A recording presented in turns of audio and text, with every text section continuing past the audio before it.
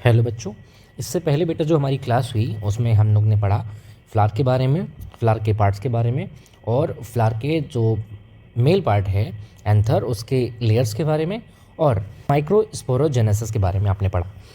Microspore बन जाने के बाद बेटा, माइक्रोस्पोर बन जाने के बाद बनते हैं पॉलन ग्रेन। ठीक, तो अब हम पढ़ेंगे स्ट्रक्चर ऑफ पॉलन ग्रेन। तो मैं जैसा कि आपको पिछली क्लास में बता चुका हूँ बेटा कि जो पॉलन ग्रेन होता है वो होता है मेल गैमीटोफाइट। मेल गैमीटोफाइट का मतलब होता है एक स्ट्रक्चर जो अपने अंदर कैरी करे गैमीट को। ठीक है ना, एक स्ट्रक्चर जो अपने अंदर कैरी करे गैमीट को, उसको बोलते हैं हम मेल गैमीटोफाइट। ठीक है, आगे चलें। तो स्ट्रक्चर ऑफ पॉलन ग्रेन बड़ा ही सिंपल है, आप मेरे साथ देखें। सबसे अंदर आपको मिल जाएगा एक प्लाज्मा मेम्ब्रेन। ठीक है, और प्लाज्मा मेम्ब्रेन के अंदर आपको मिलेगी, प्लाज्मा मेम्ब्रेन के अंदर आपको मिलेंगी छोटी छोटी सी सेल्स, दो छोटी सेल्स और एक मिलेगा आपको लार्ज इरेगुलर शेप का न्यूक्लियस। ठीक है, ये है वेजिटेटिव सेल और बाकी तो छोटी छोटी जो सेल्स हैं उनको हम लोग बोलते हैं बेटा मेल गैमीट्स। ठीक है, अब इसके बाहर की जो लेयर है बच्चे, उसको हम लोग बोलते हैं इंटाइन। ठीक है, और सबसे बाहर की जो लेयर है, सबसे बाहर की जो लेयर है बेटा, वो लेयर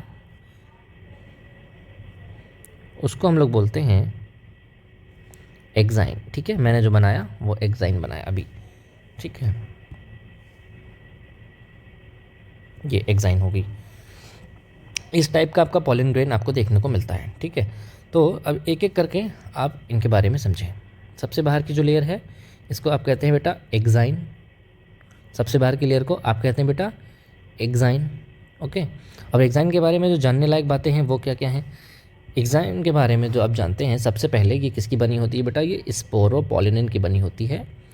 स्पोरोपोलिनिन, जब आपको टैपिटम मैंने पढ़ाया पिछली क्लास में, तो टैपिटम के बारे में जब बता रहा था तो बताया कि टैपिटम स्पोरोपोलिनिन को बनाता है। ठीक है, तो स्पोरोपोलिनिन से बनी हुई है एक्साइन लेयर। ठीक है, और स्पोरोपोलिन की और बारे में जो खास बातें हैं वो थोड़ा सा और डिटेल में देखिए आप, कि ये है मोस्ट रेजिस्टेंट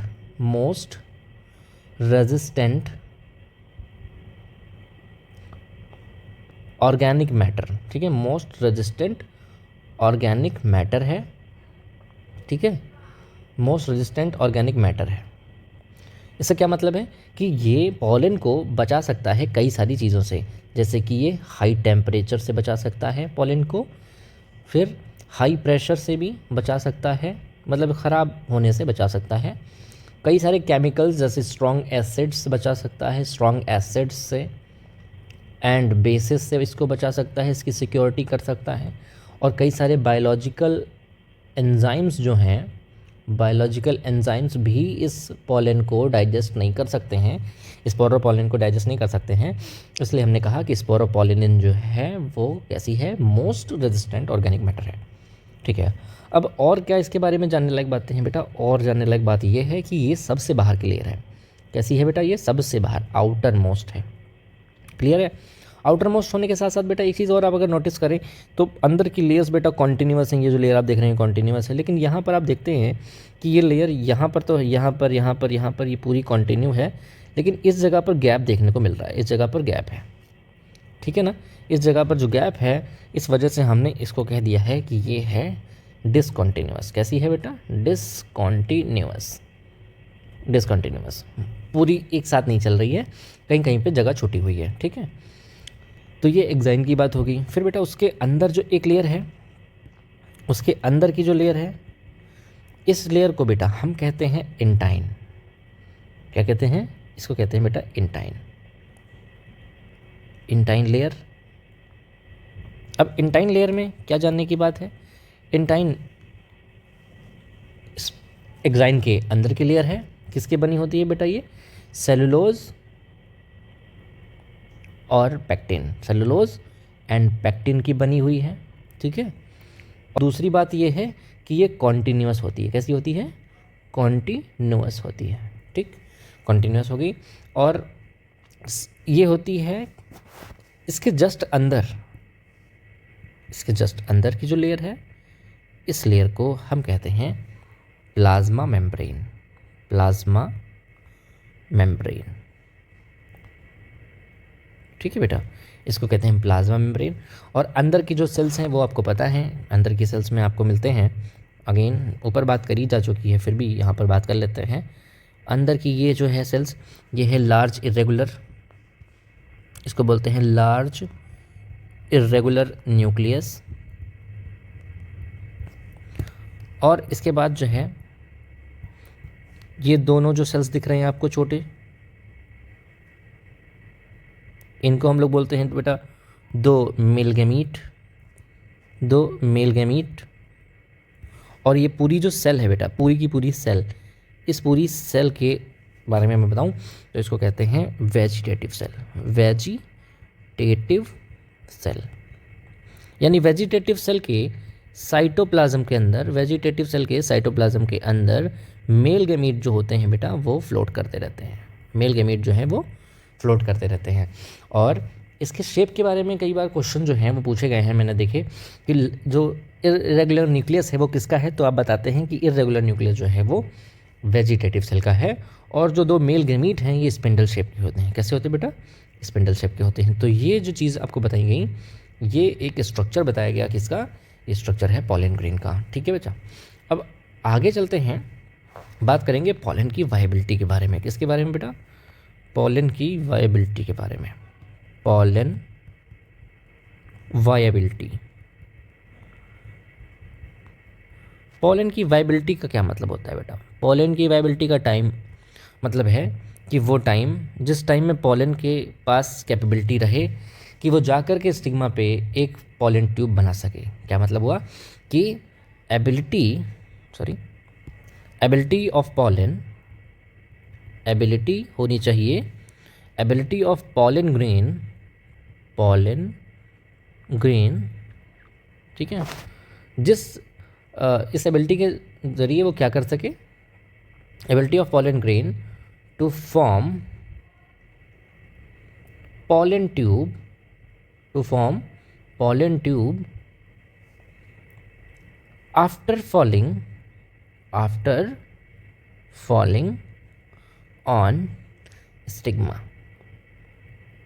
इसका क्या मतलब हुआ बच्चे? इसका मतलब ये हुआ कि पॉलन ग्रेन के पास एक समय होता है, एक टाइम होता है, उस टाइम में ही उसको स्टिग्मा पे जा कर के पॉलन ट्यूब को फॉर्म करना होता है। ठीक है, और ये जो टाइम है वही टाइम उसका पॉलन वायबिलिटी होती है। ठीक है, मैंने क्या बताया कि एक जो समय है वो फिक्स है। ठीक है, उस समय के अंदर ही, उस टाइम के अंदर ही जा कर के पॉलन कैपेबल होता है पॉलन ट्यूब बनाना। उसके बाद अगर गिरेगा एक स्टिग्मा पे तो हो सकता वो पॉलन ट्यूब ना बना पाए। ठीक है, तो ये वेरी करता है बेटा, इट इज़ हाईली वेरिएबल। कैसा होता है? It is highly variable. Variable का मतलब है कि बेटा ये सबके लिए अलग होता है, सबके लिए सेम नहीं होता है। ठीक है, जैसे कि मैं आपको बताऊं तो जैसे सीरियल्स होती हैं। ठीक है, सीरियल्स में 30 मिनट्स का टाइम होता है।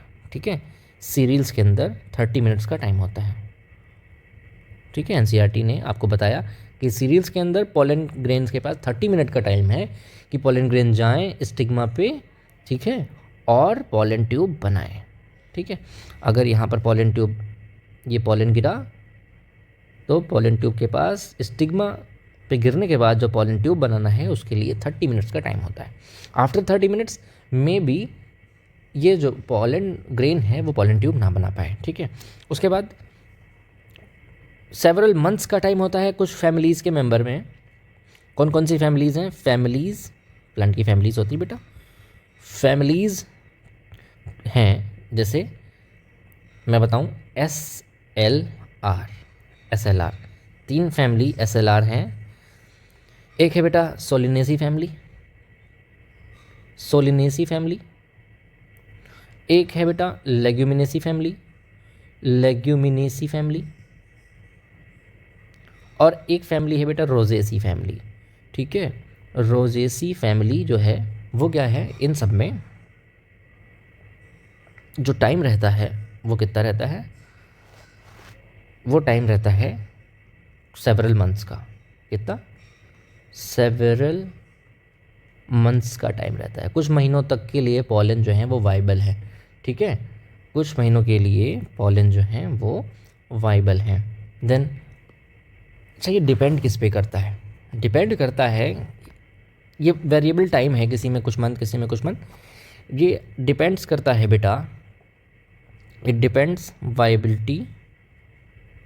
Viability depends on some factors like temperature पे डिपेंड करता है बेटा, साथ साथ में बेटा रिजर्व फूड पे डिपेंड करता है।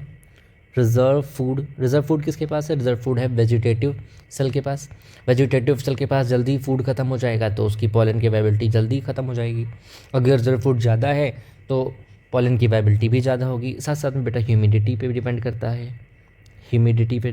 तो ये तीन चीज़ों पे पॉलन की वाइबिलिटी डिपेंड करती है। वाइबिलिटी से मेरा मतलब है कि कितने समय में पॉलन जा कर के स्टिग्मा पर गिरे और पॉलन ट्यूब बनाए, ठीक है, ठीक। अब वाइबिलिटी को बढ़ाने के लिए हम क्या कर सकते हैं?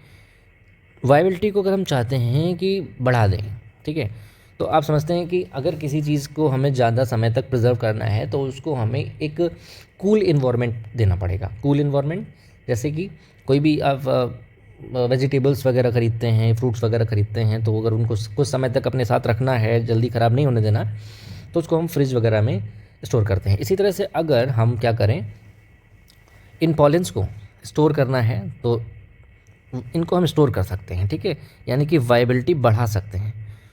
तो वाइबिलिटी बढ़ाने के लिए हम इसका स्टोरेज करते हैं बेटा।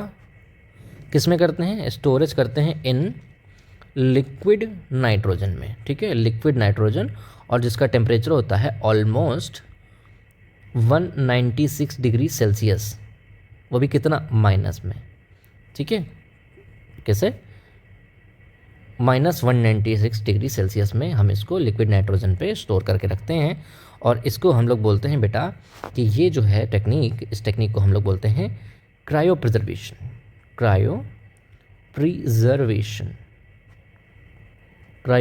बेटा इसको कहते हैं, ठीक है।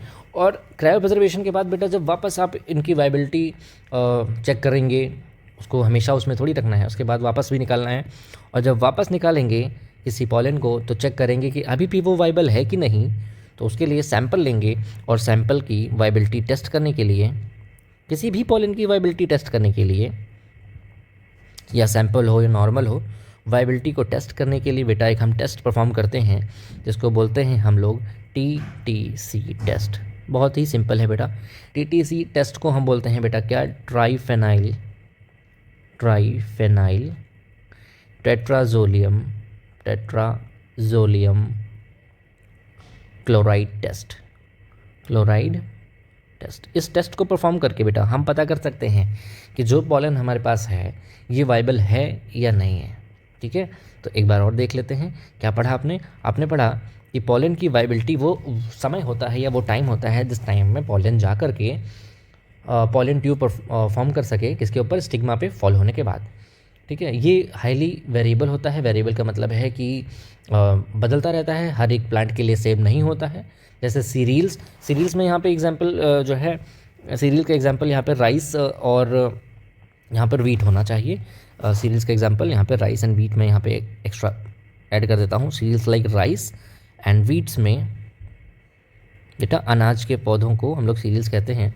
इसमें बेटा 30 मिनट्स तक का टाइम होता है, ठीक है। और फैमिलीज़ सोलिनेसी, लेगुमिनेसी और रोजेसी फैमिली में कुछ सेवरल मंथ्स का टाइम होता है बेटा, ठीक है।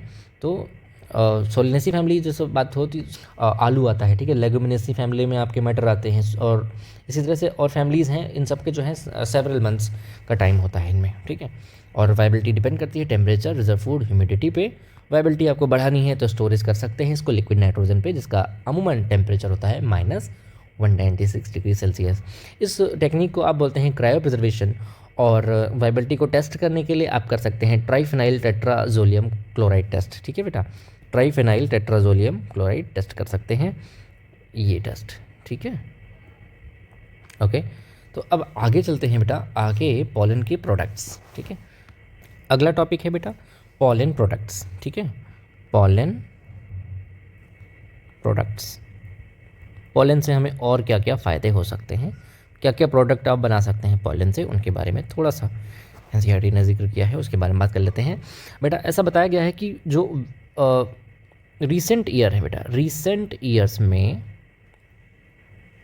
ऐसा कहा गया कि जो पॉलन है उनको एज पॉलन को यूज़ किया गया है एज फूड सप्लीमेंट्स। ठीक है, फूड सप्लीमेंट के तौर पे पॉलन को यूज़ किया गया है। फिर एक और चीज़ ये भी है कि वेस्टर्न कंट्रीज़ के अंदर बेटा, वेस्टर्न कंट्रीज़ के अंदर क्या है कि वेस्टर्न कंट्रीज़ के अंदर पॉलन से बनी बेटा टैबलेट्स एंड सिरप्स का यूज़ किया जा रहा है। ठीक है, pollen tablet and pollen syrups. NCERT ने पॉलन टैबलेट के नाम भी बताया है आपको, बी पॉलन। उसके बाद ये क्लेम किया गया है, ऐसा क्लेम करते हैं लोग कि पॉलन जो है, पॉलन कंजप्शन, अगर पॉलन कोई खाता है या पॉलन के प्रोडक्ट कोई खाता है, पॉलन के कंजप्शंस जो हैं, ठीक है, पॉलन कंजप्शन वो इंक्रीज़ करता है, increases performance of athletes and race horses.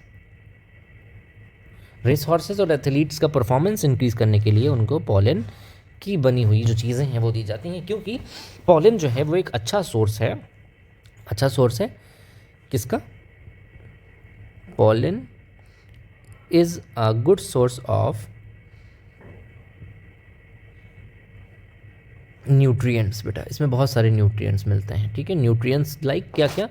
Nutrient like fat, protein and vitamins. इन सब चीज़ों के बारे में जो है बताया गया कि न्यूट्रिएंट्स में फैट, प्रोटीन, वाइटामिन्स हैं। इस वजह से रिसेंट ईयर में पॉलन का बड़ा अच्छा यूज़ किया गया एड फूड सप्लीमेंट, और वेस्टर्न कंट्रीज़ ने पॉलन टैबलेट और सिरप्स बनाई जो वहाँ के लोग कंज्यूम करते हैं। और ऐसा क्लेम किया गया कि पॉलन कंजप्शन जो है वो इंक्रीज़ करता है परफॉर्मेंस किसका? एथलीट का और रेस हॉर्सेस का। ठीक है बच्चे, ठीक है। तो ये तो पॉलन के कुछ फ़ायदे ही हो गए।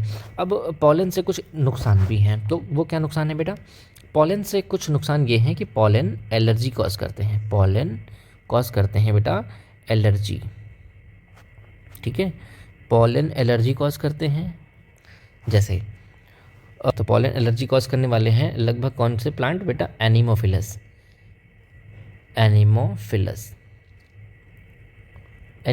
प्लांट जो है वो, एनीमोफिलस प्लांट को कहते हैं बेटा विंड पॉलिनेटेड, हवा से जो पॉलिनेशन कराते हैं, विंड पॉलिनेटेड प्लांट्स।